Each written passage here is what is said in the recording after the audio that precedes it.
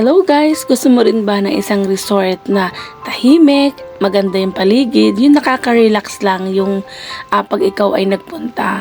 So, isi-share ko sa inyo itong beach resort na pinuntahan namin sa may Lubao, Batangas, ang Bigang Munti Beach Resort. So makikita niyo yung paligid pag dating mo pa lang dun sa lugar, nakaka-amaze na, nakaka-relax, tapos napaka-peaceful. Sabi, ang napag-usapan nga namin, parang maganda to pag mga Holy Week, ganon. So, fortunately, pagdating namin doon sa lugar, kami lang yung bisita that time, kaya na-solo namin yung buong beach resort. So, i-tour ko kayo dito sa A House kung saan kami nagstay, yung aming group, kasi iba't iba yung klase ng kanilang accommodation.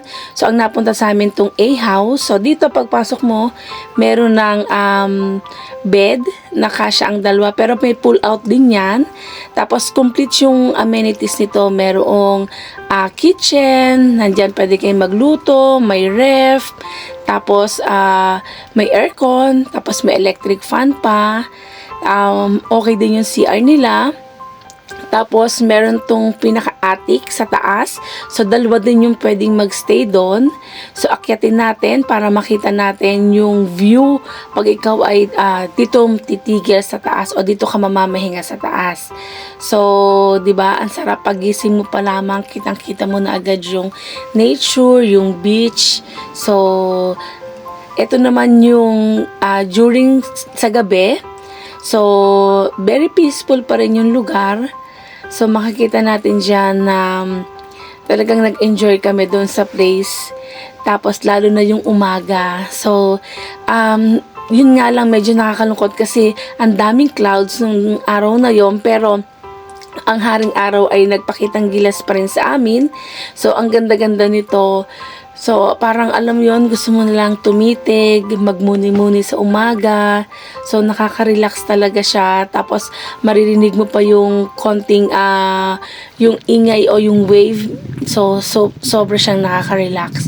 So, pagdating naman dito sa pinaka-beach nila, so, merong area doon na may makikita ka na may mga isda.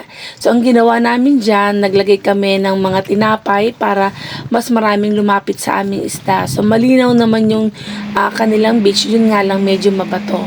So marami ka rin mga water activities na pwedeng gawin dito. So tulad nga nung una yung nakita, nag-snorkeling kami, then nag-banana boat kami. So sa banana boat, i-request mo lang to doon sa pinaka caretaker at sila na yung makikipag-usap doon sa may-ari. Sa banana boat naman, pwede mong i-request kung mabilis or mabagal yung takbo nila. So, since kami may mga kasamang senior, so sinabi namin na huwag masyadong bibilisan. Pero towards the end ng aming banana boat, pinabilisan na namin. So, lahat naman ay nag-enjoy dito sa activity na to. Ang downside lang ng lugar na to, ng Bigang Munti Beach Resort, ay yung from doon sa pinaka main road, bababa ka pa. Ito yung pinaka-downside niya.